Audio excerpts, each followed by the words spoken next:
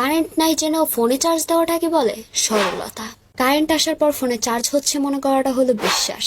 3 ঘন্টা পর এসে দেখলাম ভুলে সুইচ দেইনি, এটা হচ্ছে বোকামি। যা হয়েছে বাদ দিয়ে আবার সুইচ দেওয়াটাকে বলে ক্ষমা। সুইচ দেওয়ার পর আবার কারেন্ট যাওয়াকে বলে মন ভাঙা।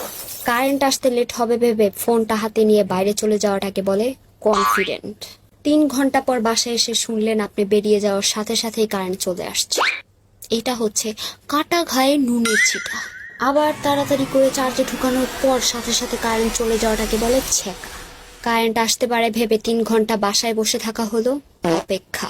3 ঘন্টা অপেক্ষা করে নিজের উপর বিরক্ত হয়ে মন খারাপ করাটাকে বলে ডিপ্রেশন। ফ্রেন্ডের বাসায় কারেন্ট আছে ভেবে বাসা থেকে বের হয়ে যাওয়াটা হচ্ছে বিকল্প ব্যবস্থা।